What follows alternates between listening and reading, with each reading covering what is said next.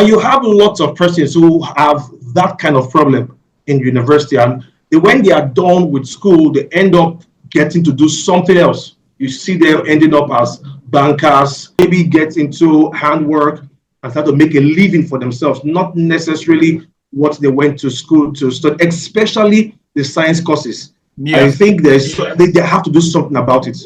Dear Nigerian student, how's that course going? You know, that 3 to 7 year plan of yours of obtaining a degree from one of Nigeria's universities? Have you thought of the end goal? What you hope to have accomplished when it's finished?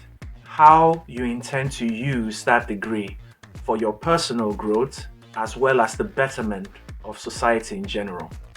That is the driving force for which I had Toyin on my podcast today. And he gave a few interesting insights on how important university degrees are. Stay tuned and you will find out. My name is Kay and this is the K Touch.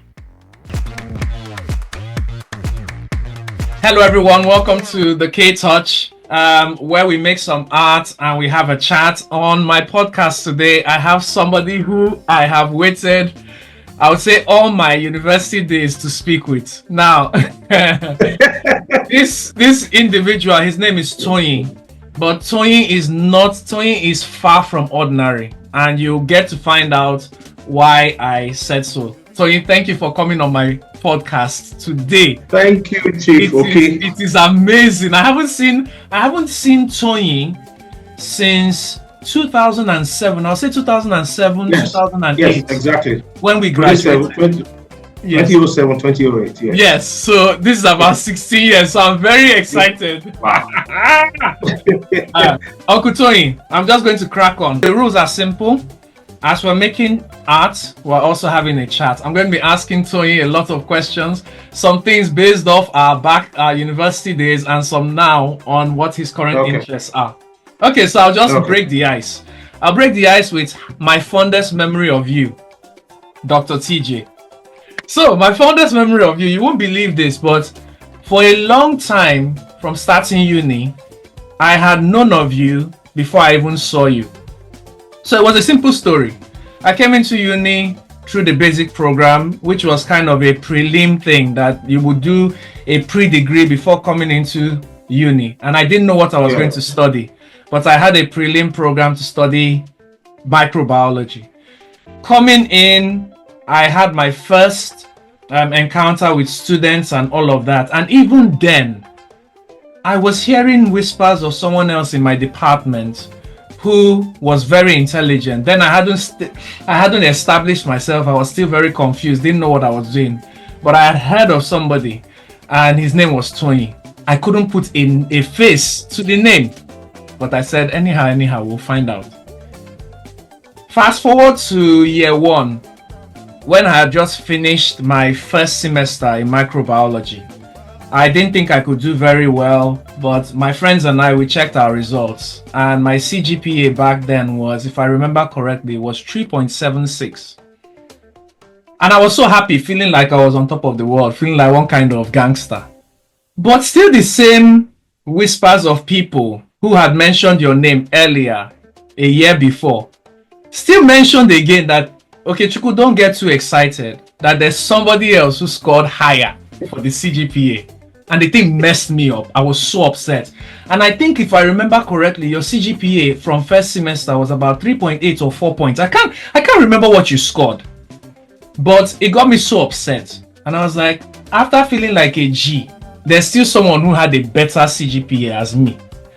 And that thing humbled me. So since then, I've been asking people, show me who this Toyin is. But show me codedly. One day they pointed me to you, and my goodness, once I saw you, I'll tell you a bit more about it, but this is my fondest memory. Once I saw you, the first thing that came into my mind is, this young man, I should be careful about him because he's super.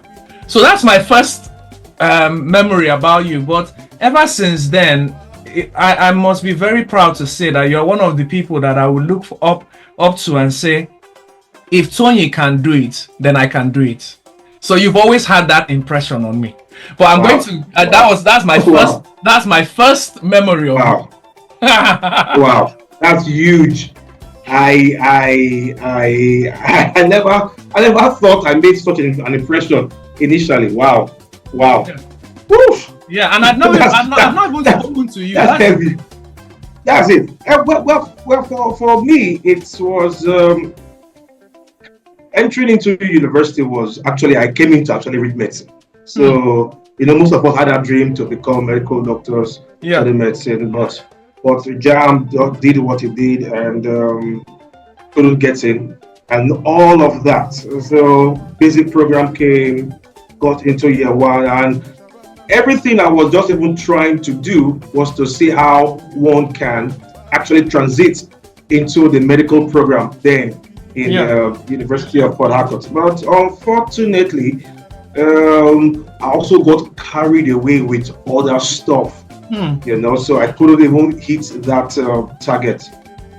Stuff like music while in school. Yes. And that actually brought some form of distraction. Okay, but for you, well, year one was kind of rowdy, sharp. Yes. Everybody inside Ofima Hall trying to get to know yourself, the entire crowd, and all of those stuff. Personally, I don't know how to even get to class early, so I sit most time at the back and just do my own individual reading and all those stuff. So, but I think it was towards the end of 100 level, going into 200 level, that I started taking note of you. And we gradually, like minds naturally will attract. I think that's what happens. People who had a dream, people who wanted to just do something with what they are studying in school, not just passing by university. I think that's what actually brought us together. And that for me, it's where the attraction actually came from. So that's it for me. Let me ask you a few things now, because the way I ask this question, they are random, so just expect it as it comes. Okay. So you are a graduate. You are a graduate multiple times. But I want to know your thoughts about university degrees generally. Do you think the university is useful? And I want you to answer based on your impression previously and now, because I mean you are a doctor, a health professional. How useful do you think university degrees are? I want you to be as honest as you can be. Personally, I've the young people I come in contact with, I try to usually ask them some questions like, why did you actually pick this course? Why did you pick that course? Why did you pick that course? And oftentimes for them, you discover that they actually wanted to study something else, but the pressure of parents saying, don't stay at home and get into school. The pressure of my friends are already entering into school, so I cannot wait for another extra year to get into school. So we had then, and we still have till tomorrow, multitude of people gaining admission into school who actually have no idea of what they want to do with the degree they're going to come out with. Most of them are just in school, just to pass by and have fun, and just even get around, make friends, and get into something else. The only good thing about the whole university system is it tends to connect people who actually further down the line get to make good connections for their future.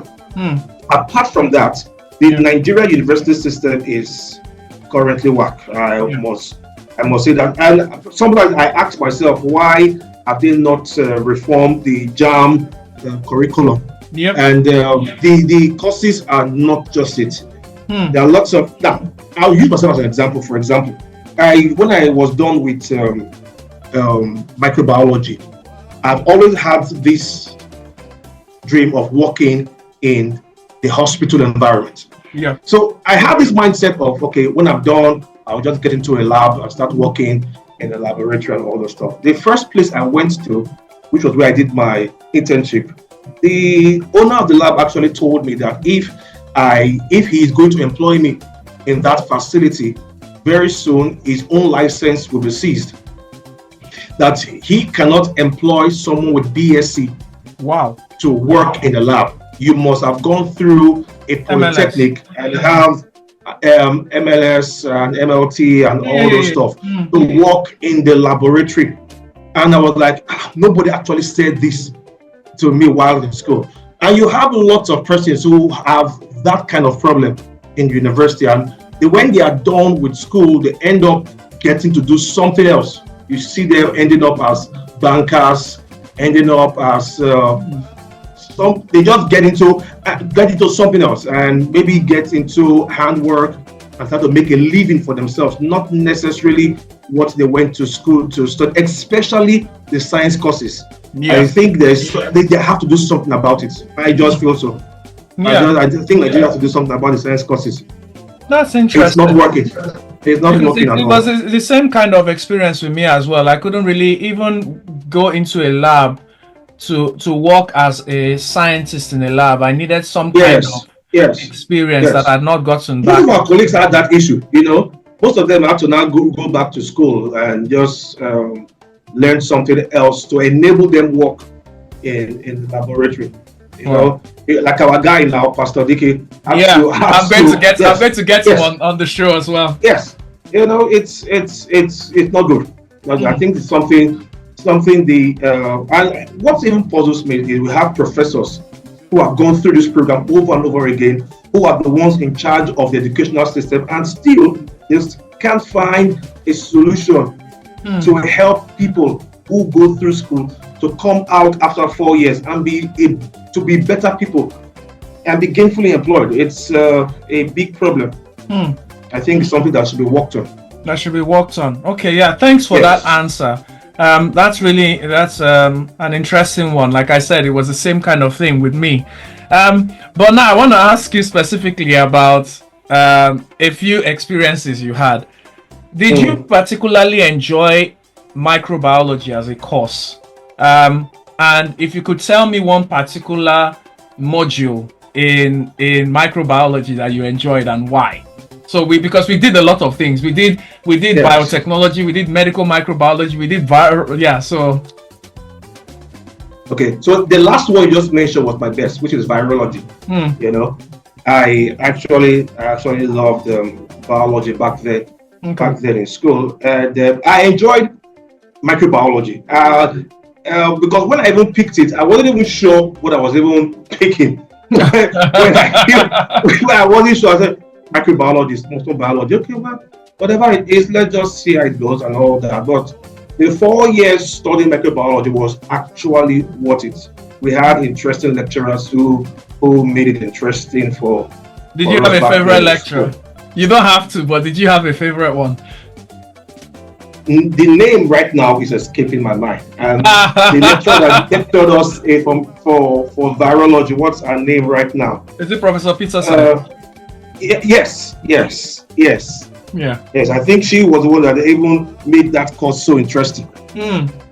So for me, my best lecturer is a bit controversial because everybody will come for me when I say it is Professor Tukunefo, late Professor Tukunefo. They will all come for me. People will come for my throat.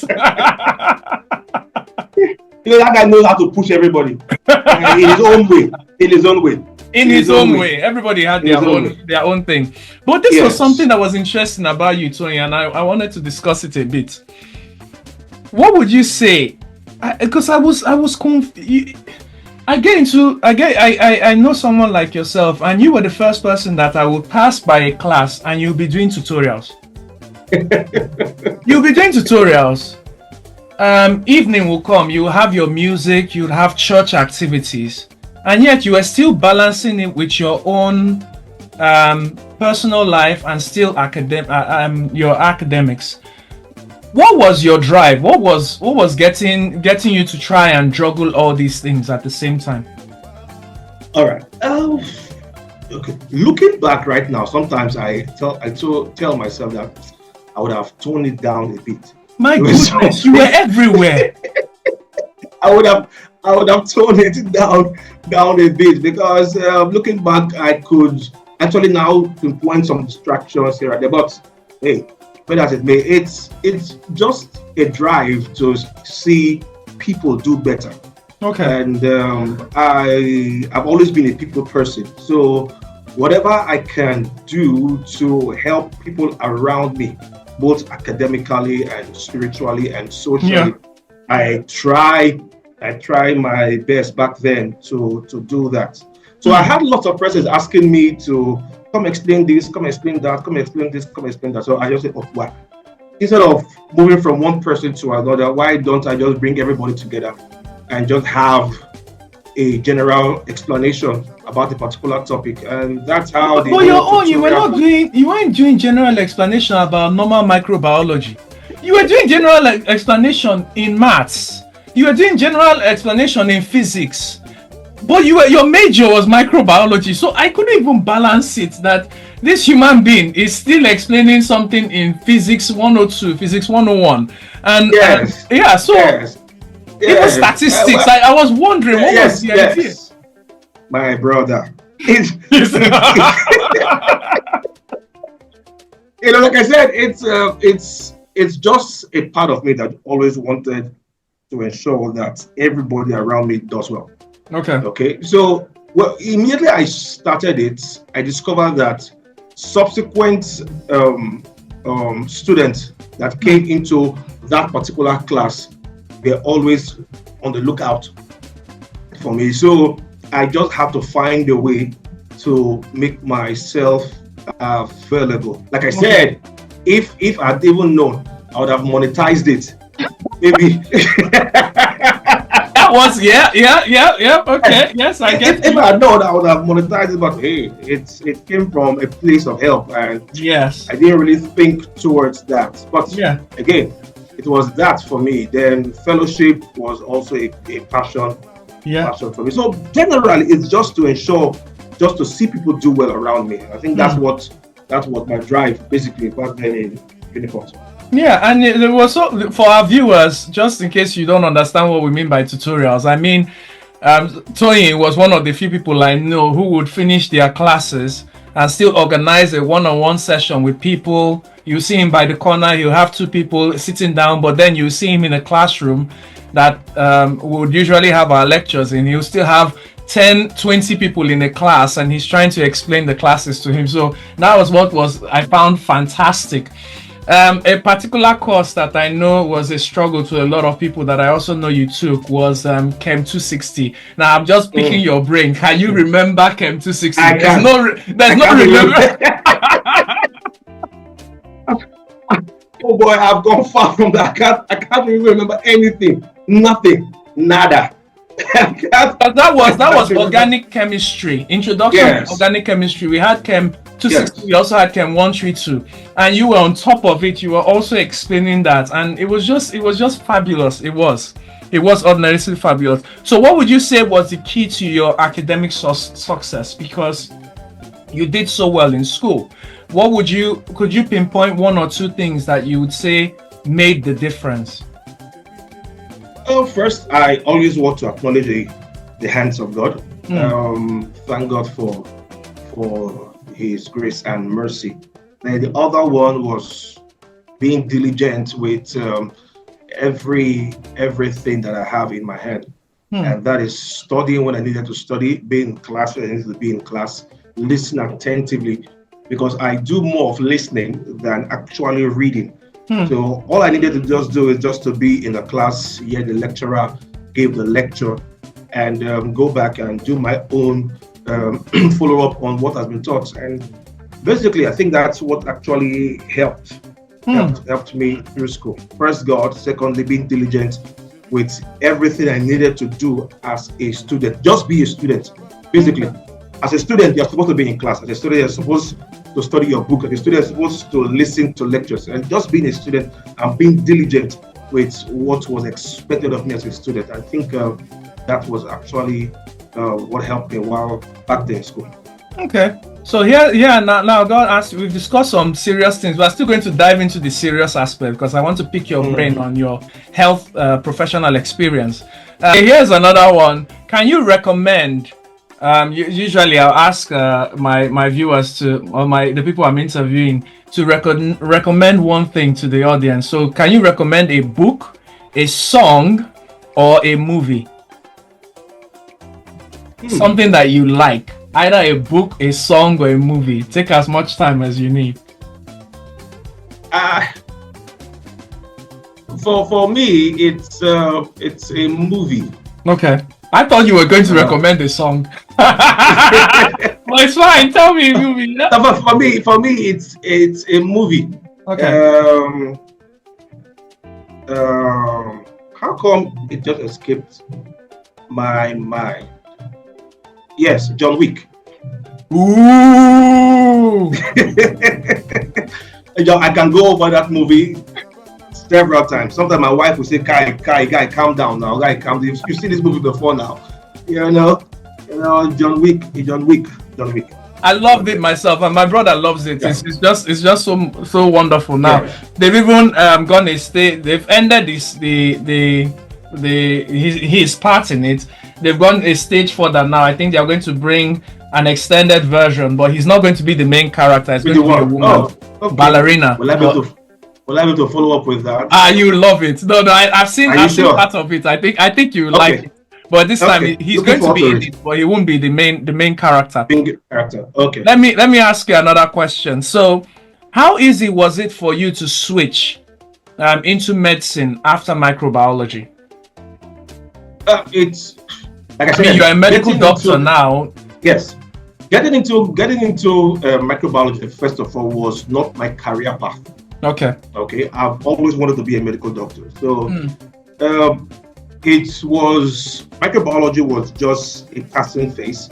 Okay. At the point, I wanted to actually progress with it, but the passion of becoming a medical doctor was always there. So even when I went down for youth service and returned back, I was working a bit in a studio. Yeah.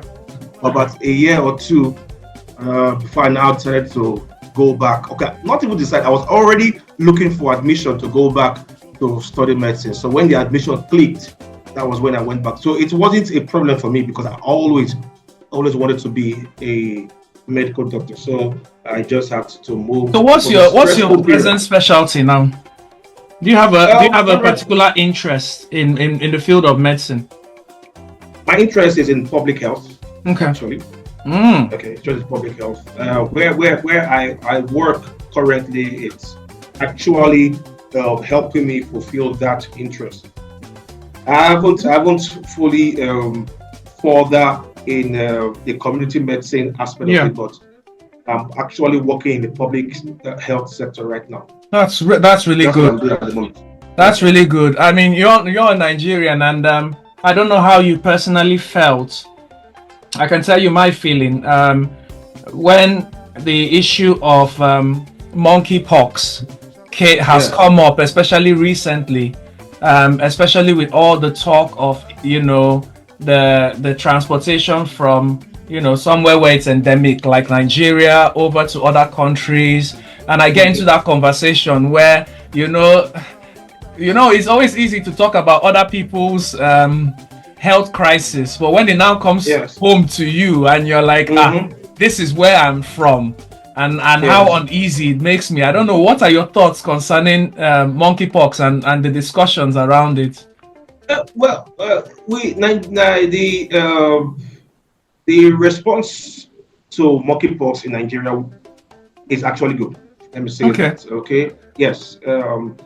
The public awareness is there. There are lots of awareness going on about it. Nice. There are a lot of surveillance that we have about it, and people are always careful not to contract it. We, of recent, I don't think we've had any such of the spread of the virus, and that's a good thing.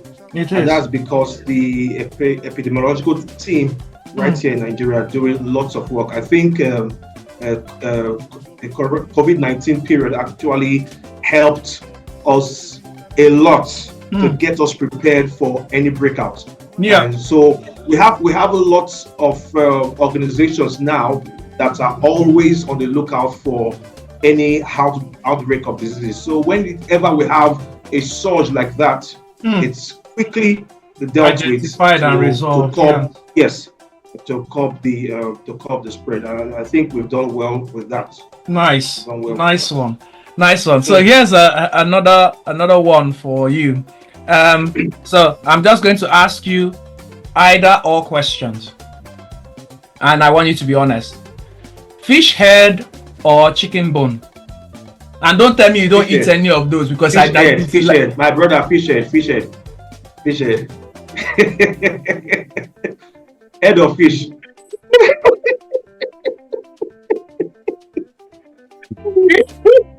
Because where I am at the moment, you won't believe how strangely, because in our choices, my mom loves fish head, but for me it is chicken bone. And where I am at the moment, whenever I'm eating with all these people who are not Nigerians, and they start hearing my kukum, because I don't know how to pretend, they think I'm about to kill myself because I'm eating. Are you for real? Yeah, because I'm eating. And in fairness to them, there are sharp edges from the bone, but I can't help it, you know, it's part of the culture. So I eat it, I still eat it till now. So it's interesting that you pick fish head. I will only eat fish head if it's fried. That's well, just fried. Yes, fried or roasted. Roasted. Yeah. So okay, what about Indomie or spaghetti? Noodles, brother. Indomie. Noodles. I'm sure a lot of Nigerians will agree with you. So the question with noodles though is, what will you eat it with? What is your choice thing to eat noodles with? Egg. Hi. And one more thing, is the egg either fried or boiled? Okay, but is the egg this is where there might be a bit of discussion. When I make noodles, I put my egg by the side.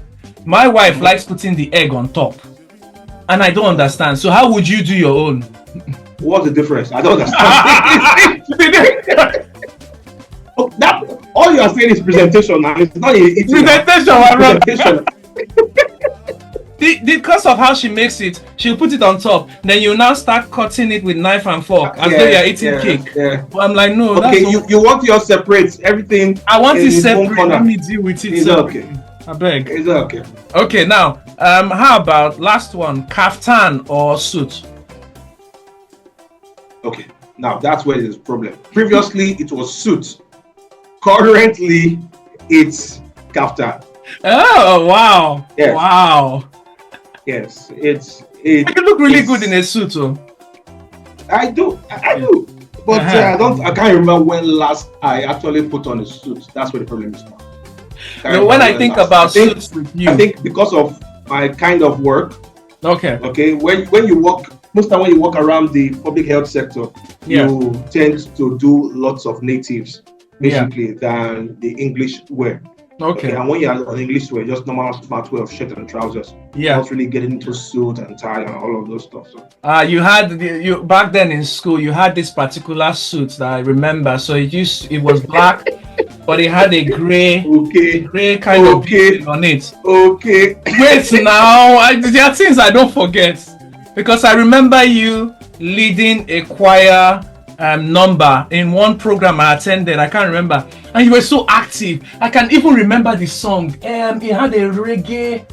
Hey, I can't remember if it was this born again, can go down born again. It was that song. It's a song in that aspect that you were leading, and I can remember you on a suit, and you were just gyrating. You were so active, and you start to imagine. You say, "Is this the same Toyin that I will be in the same class with doing microbiology?" But it was just amazing. Okay, let me now ask you a few questions about health. How is you don't seem like you're drawing. You must give me a drawing at the end of this. Drawing from where? I don't know. You must provide an art, whether it is anto or sugarcane or ayo. I want to see an Lord art. of God. I want to see artwork. That's one thing I must see. So let me ask you one other question. Please tell us about your day-to-day experience as a health professional. and how challenging it gets for you, because I have this impression that doctors generally, they are worked constantly to the bone. But I want to know if there's anything about your experience that you would like to share. Well, okay. I will start from where I was working before to where I'm working now. Yes. Okay, so previously I was working as a medical officer in a private hospital. Yeah. And usually with private hospital, they get to drain your blood and the entire water in your body. Yeah. So the work schedule was like morning to 6 for a particular week. Thereafter, you do the entire 48 hours weekend. So you are in the hospital for Saturday morning to Monday morning. Wow. Okay. And you from the other week you resume night shift where you do that. Then you now resume again. Have one weekend break. The other weekend you start off again from. So Wow. it was actually stressful. And personally, me that always wants to have a free time with my family, it was really challenging at that time, and that was a bit stressful compared how to do you where balance I'm working it now. My brother, I can't actually say how I balanced it. I just do all I can to enjoy the work. Excuse me, but I enjoy it. Like I said earlier, I'm a people person. So anything I get to do that will help other persons do well and get better, I find joy and fulfillment doing it. So that's the only solace I always get, staying in the hospital. No matter how late I am, I know that whatever I'm doing around the hospital environment is actually saving life and bringing help to somebody. You know, and because of my person and the way I respond to patients, people actually even clamor to see me more than my other colleagues in the hospital. Just because of the way I respond and really tend to listen and do and help them. And most time, I think I learned that from one of my seniors back in school. And most time when I'm actually treating patients, I do not just focus on their medical needs. I also go as far as trying to get to their psychological problem, because I know health is a total package of both psychological and physical well-being. So I tend to do that, and people who get to see me always go out not just feeling healed, or not just feeling better with their physical body, but mentally they feel better. All right, so that's for me working in a private sector. So where I'm working now, it's more of it's an NGO, and we are into AIDS management and prevention. Ooh. And the section I'm currently in charge of, which is I'm project coordinator in that aspect. We deal with the key population. And these are the persons who, because of their behavioral pattern and the job they do and the life they live, put them at a higher risk of contracting HIV. So we tend to deal with men who have sex with men, female sex workers, people who inject drugs, people who are in prisons, and transgenders. So that's my own area. That's where we work in. So and initially it was challenging for me because of my belief. Yes. You are to provide help to these persons and not to actually look at them and condemn them. Okay. And initially it was when I got to the job, but I've come to find fulfillment doing it, because I've come to see that, okay, you are rendering help to these particular set of persons. And it's been nice. It's been a beautiful journey since I've been working with this NGO. But it's still to tap your brain a bit about this. What is the one thing? So just a follow-up question. What is the one thing you wish people knew? And the one thing there is your way of life. People need to understand that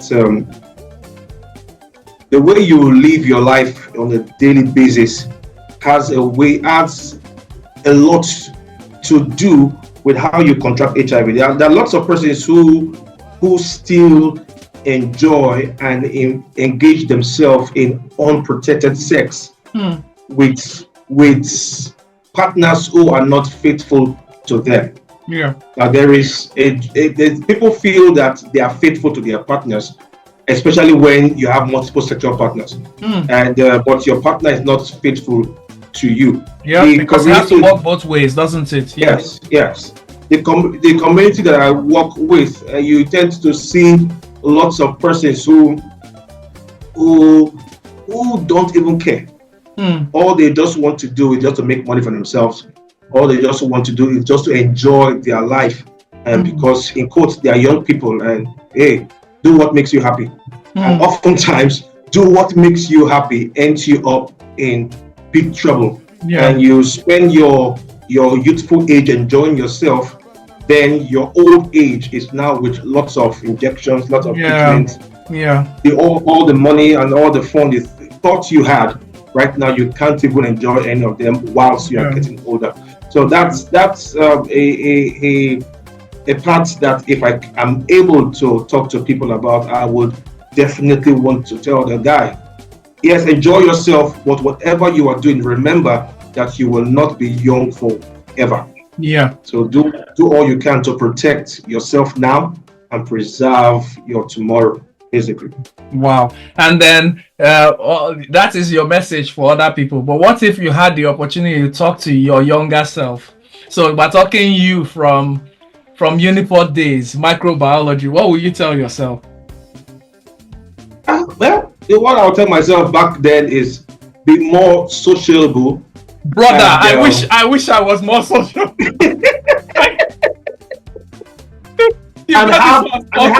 and have an eye for money. Those two things, actually. I wish I had both. I wish I had both back then. It would have been a different ball game now. But you spoke the truth. Honestly, you spoke the truth. I would have been more sociable, spend more time with people, and not be so judgmental. Obviously, not compromising on my faith, but I felt that I was taking things too seriously, and there was this goal I wanted to reach so badly that I look back on university and I'm like, oh, if I knew this person a bit more, if only I knew that person a bit more. So I agree with you completely. Wow. Okay, let me ask you, there's one more question to ask, then I'll check. You have to reveal your art to me. You have to show me what it is that you have done. And then how from where? You better show me something. Oh dear God. The thing is that this art channel is supposed to, I got this idea out of just trying to get a hobby that I could really do. And back then I used to make a lot of art till I got really distracted by microbiology and doing so well in academia. And so I haven't hit my 40s. I just said, you know what, I want to try something else in addition to what I've already started doing. And so I said, okay, you know what, I'll do art. And I said, everybody I speak with on this podcast must do art. It is a priority. They must all make art. And I've been so surprised. I just finished speaking with someone. You may know her facially, but I haven't put her video up yet, Nengi. She was doing microbiology as well, but not around the time we were doing it. She came in later on. But she's just shocked me. She's one of those people who, although came into microbiology, she found something else that she could do, and she's just moving. She's skyrocketing as far as I'm concerned. So yes, my general requirement is anyone who comes on this art channel, let us laugh at the art you've made. But interestingly, well, you would have told me before to get myself ready for it. Maybe I have put down some things.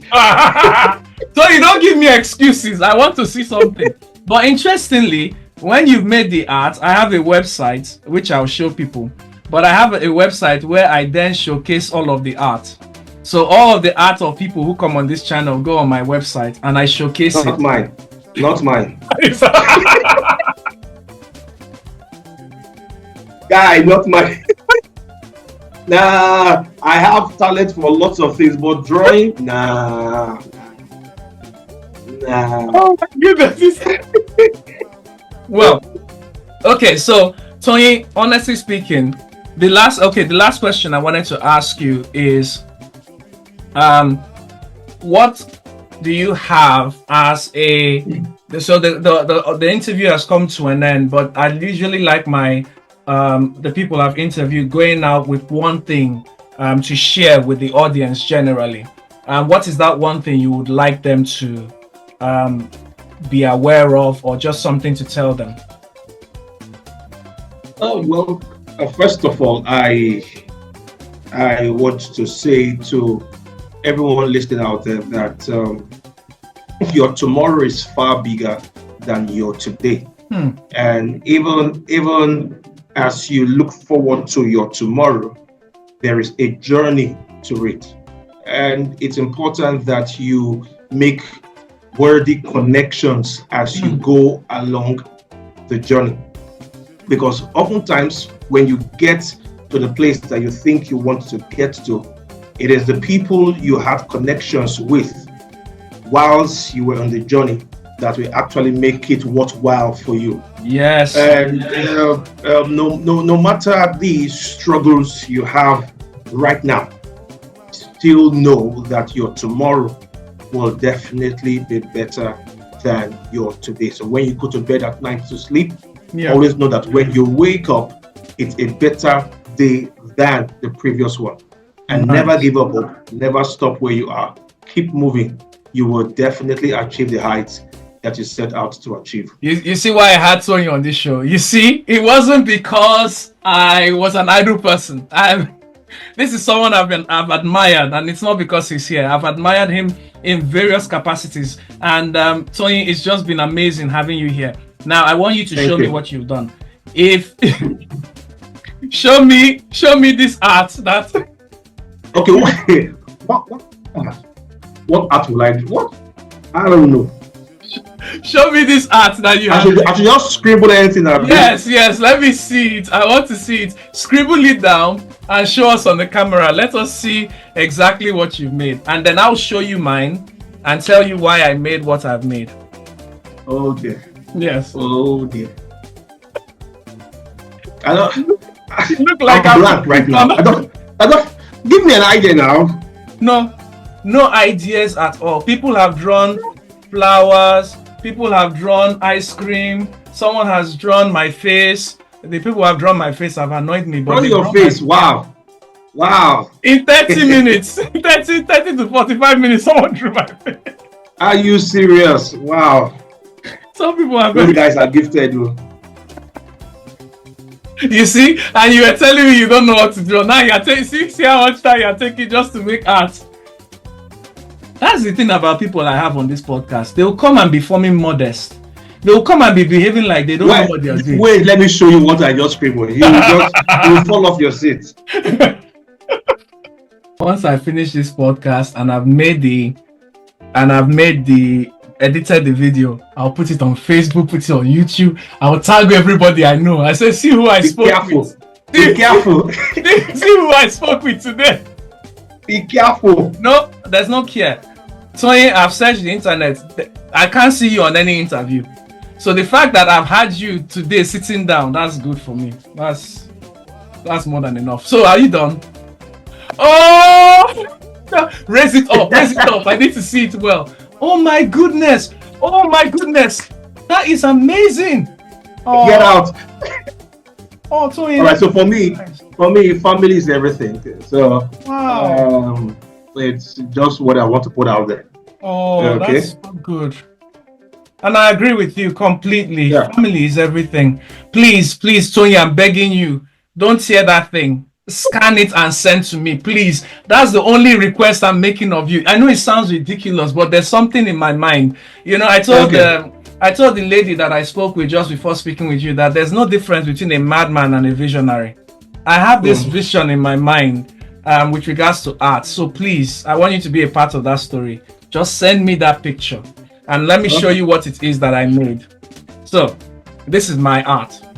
Let me see if you've seen it very well. So this is my art. Okay. Now, Wow. that is a brain. That is a brain with glasses and a graduate cap.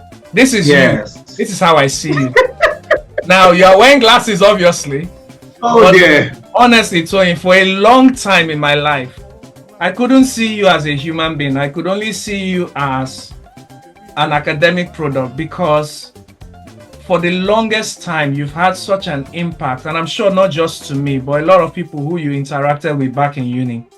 And this was my way of really appreciating you. I never really said thank you.